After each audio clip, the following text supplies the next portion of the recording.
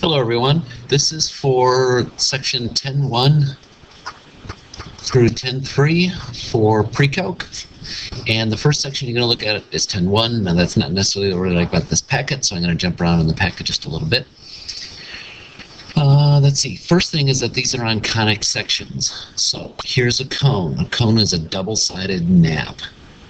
That's what these things are called. Okay, individually these are naps. So here's a cone. And conic sections are, you're going to take a plane and intersect this. Now, I'm struggling a little bit because I don't know how to do this without physically showing you. So this is an animation that I found that does somewhat of an attempt to show you. It has its limitations. One of the limitations is, as I'm cutting this, this is supposed to be a circle, but it looks like an ellipse. So bear with me. It has its limits. Okay, I think you can see it looks like a circle. I mean, I realize it looks elliptical there, but that's because you're seeing it in perspective. So why is it showing up over here? I'm not exactly sure. So let's go. So I'm changing the angle of the intersection. And where's the silly slider on this thing? Okay, well, let's just roll through it then. And the conic sections are showing up. And that what their intersection looks like is over here. Okay? Now, what I want to do is attempt to explain this just a little bit as we go. First off, when you're intersecting it perpendicular to the axis of the cone, so this would be the axis of the cone, you get a circle. And that happens no matter where this intersection is. If I am intersecting up here or down there, the intersection should be a circle. As I start the animation, as soon as I change it off from being perpendicular, I get an ellipse. Now the same thing is true. I could take this plane and raise the plane higher, or push the plane down, and I get different size ellipses. The only place you're not going to get an ellipse is when it goes right through the intersection of the two naps. Right there, you'll just get a point. But that's like an exception rather than the rule. Okay, so sliding it up would give you a bigger ellipse. Sliding it down would give you a smaller. Then what changes the size of the ellipse, the shape of the ellipse, is the inclination of the plane to the cone. And that continues until I break the surface of the cone. As soon as you break the surface of the cone, the plane leaves the top of the cone. And this shape is a parabola. So far what you guys have had is a circle, an ellipse, now it's a parabola, and then the last piece, as this continues to incline until the plane intersects both naps, it continues to be a parabola. But as soon as it intersects both, it stops being a parabola and starts being, whoops, that's not what I wanted. I wanted this, a hyperbola. Okay. And then that continues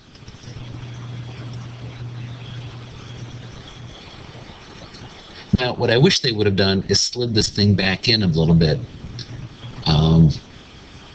Because what they're doing is it should go back to parabola, then ellipse, then circles, but because of how they have this plane sitting there, it doesn't. They skip parabola, then it goes straight to ellipse. And that is, if I were to take this and slide this plane inward, then it would leave the surface of the cone. You know, it would come in here, come down, and then come back up and come out the cone. Okay, that's what the intersection would look like, and I wish they would slide it in so then you get back to the parabola and then push it over so it gets the ellipse, but they didn't. So I'm not being critical of this animation. I'm just showing you why it's not doing what I would prefer it to do. Okay, until it goes back to being perpendicular again. Okay, so these are the four conic sections that we're going to talk about. Conic sections because they're slices of a cone. Now, the first thing that I want to do with you is parabolas, and so these are parabolas, and there's some vocabulary that has to go with it. You guys are used to, on a parabola, that the lowest most point or the highest most point is going to be the vertex. So you already know what the vertex is, and it's a coordinate. It's an xy coordinate. Okay. The focus is also going to be an xy coordinate. It's going to be a different one, and where the focus is inside the parabola. It's in the, I would call that inside it. I would call out here outside it. All right? So those two are coordinates. The directrix is going to be a line. So this is the directrix. In this situation, notice it's vertical. So it's only crossing the x-axis. So your equation is going to be x is equal to some number. And I'll show you how to find that number. Okay. This one, the directrix is horizontal. So it's only crossing the y-axis. So it's going to be y is equal to some number. We'll call this one the vertex. Okay. And then the focus. So notice here, if this is the vertex and that's the focus has to be out, well, you don't know this yet. It has to be out here somewhere. Let me move it just a little bit. Thanks. So that's going to be the focus. How do I know it's there? Well, the order is always going to go directrix, vertex, focus, no matter what direction your parabola is opening. Doesn't matter if it's opening up or down, whether it's opening at an angle. So if it was heading off, I didn't do a very good job of drawing a kind of kittywampus. How about this? Okay, whether it's heading off at an angle, whether it's heading straight left or straight right, it's always going to go directrix, vertex, focus. Here's the directrix, there's the vertex, there's the focus. So if it's heading off in this direction, the directrix is going to be behind it, vertex, focus. If it's opening left, it's going to be directrix, vertex, focus. If it's opening right, directrix, vertex, focus. It always goes in that order. Now, to show you how to actually draw it, the definition of a parabola is it's a collection of points that are equidistant from a point and a line. I'm going to scribble this one out so I don't see it right now. The collection of points between the focus and a line. So what that means is this point is a little bit off. Let me move it.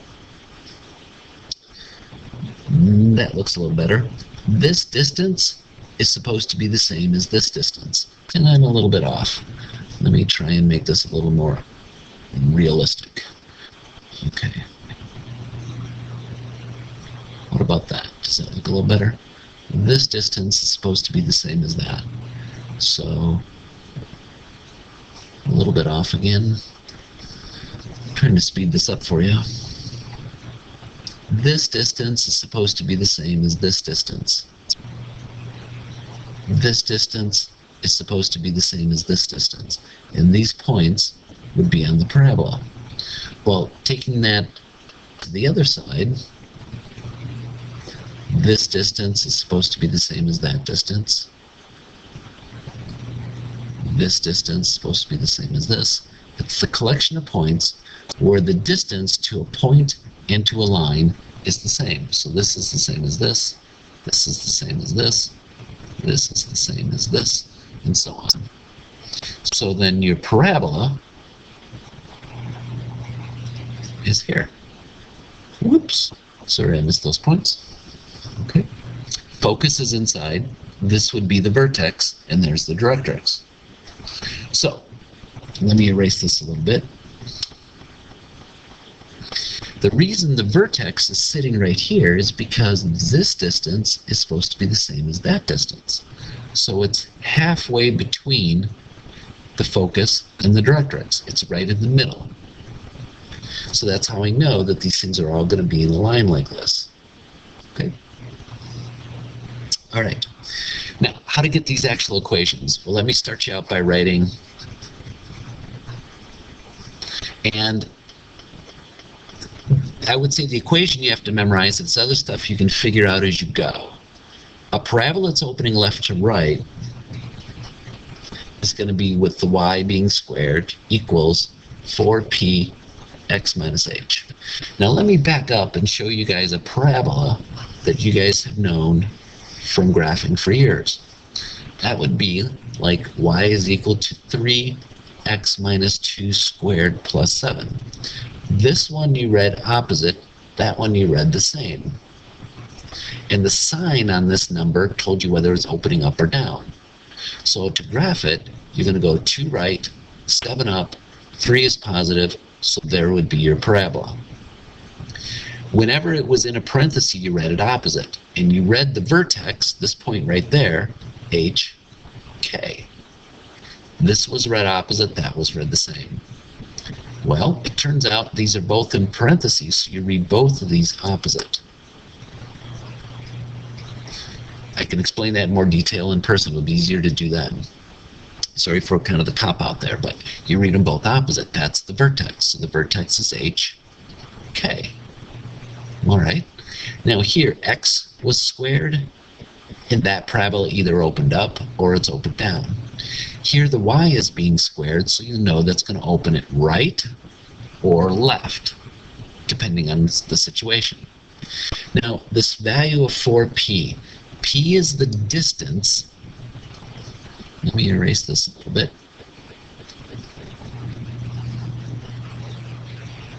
P is the distance between the directrix and the vertex, and the distance between the vertex and the focus. Okay, so this is going to be the value of P and the value of P.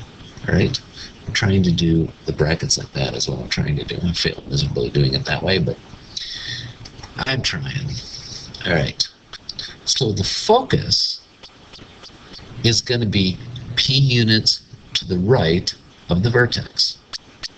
So the focus is now to the right. That's going to change your x value. It's not going to change your y value. Okay, so H plus P, K. Now you may ask, well, what if it's to the left? What if it's opening left? If it's opening left, it's directrix, vertex, focus. This distance is going to be a negative value of P if it's opening left. So saying H plus P is still valid because here P was positive. In this situation, P is negative, so it's actually going to move it left. So this equation covers both situations. Now the directrix, it's P units left of the vertex. So you would subtract it. Whoops, it's not a coordinate. It's an equation of a line. It's a vertical line, so it's x equals, and it's P units left. So it's H minus P.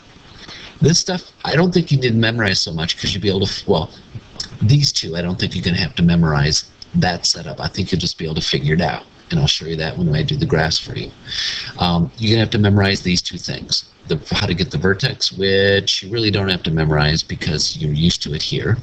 So it's this format is really what you're going to have to do. So I'm trying to minimize or make you feel a little better about the quantity of things you have to memorize. Okay?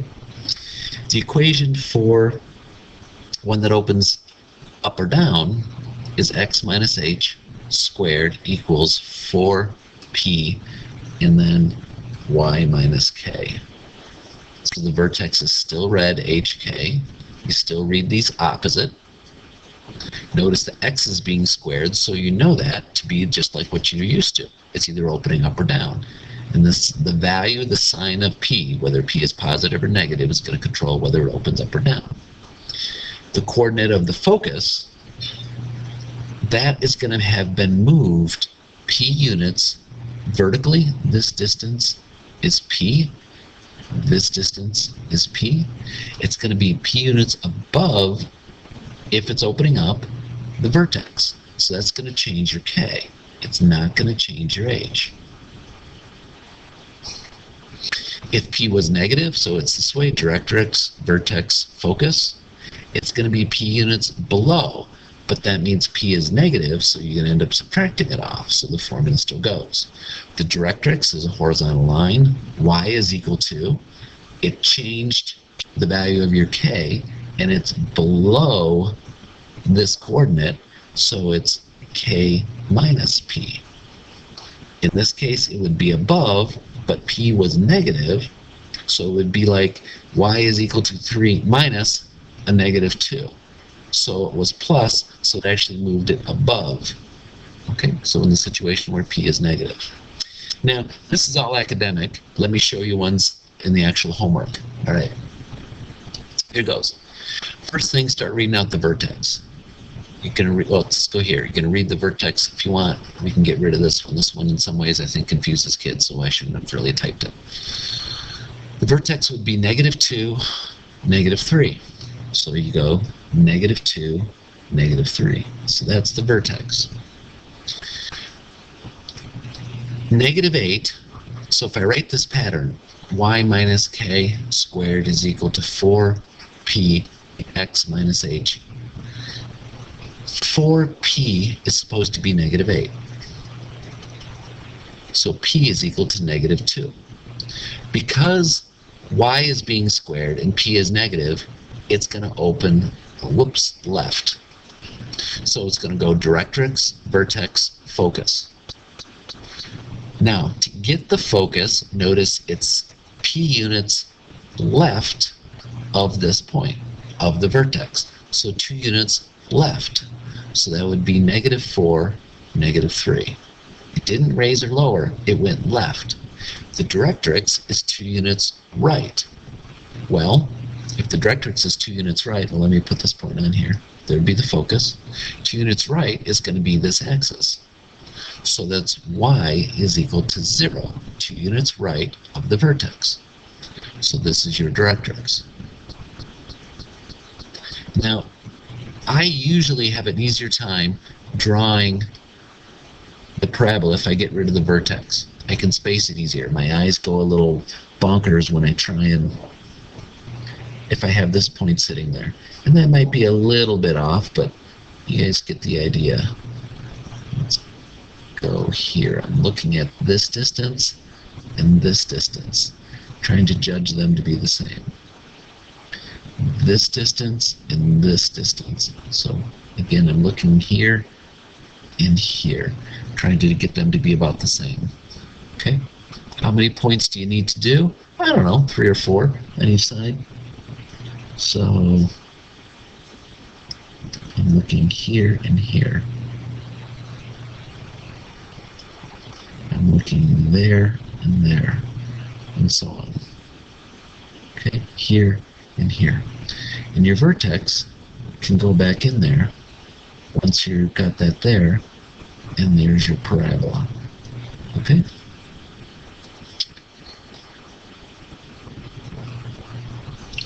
This one, you read x opposite, -2, y opposite, 1. So at -2, 1, there's your vertex. X is being squared, so it's opening up or opening down. The value of p will tell you whether it's up or down. Here, you've got -6 is equal to 4p. So divide by 4, and you have -3/2 is equal to p. So it's opening down. So it's going to go directrix, vertex, focus. That distance is going to be 3/2. And I'm calling it positive 3/2 because that's the distance between these. The value of p being negative is telling you that your parabola is opening down. Okay. So how about we do the directrix first? It's going to be 3/2 units above this, so the y value is changing. Whoops, directrix. It's going to be 3/2, so 1.5 units above. So it's this horizontal line right here. So it's y is equal to 1.5 units above it, so 2.5. The focus is going to be 1.5 units down. So that's going to be -2, -0.5. Now it's just up to drawing the parabola. Again, I usually like getting rid of the vertex because it drives me my eyes, they get confused on what point I'm looking at. So how about here, this distance? That distance, perhaps a little bit high. This distance, okay. We can jump over to this side. How about this distance and that distance being the same? What do you think here to here, a little bit far over? Okay. this distance and that distance. And you can go and put the vertex back. And here's your parabola. Okay, there it is. So there's two examples of how to graph a parabola with the given information. You certainly can, going back to this previous page, memorize this stuff. I don't necessarily think it's worth memorizing. I think what is easier to memorize is it always is going to go directrix, vertex, focus, and the distance here is P. So if you just know which direction it's opening, that distance is also P. If you know what direction it's opening, then you know how to figure out those values. Horizontal line is always y equals. Vertical line is always x equals. Let's see. You're taking 4p and setting it equal to the number that's here in front of it and solving for p. Outside of that, memorizing which way they're opening. You're used to the x being squared. So that's going to tell you if it's opening up or opening down, meaning it's one of those two. So when you see the y squared, it's not what you're used to, so it's got to be opening left or right. Okay, I think that'll do it. Your homework assignment is on section 10.1.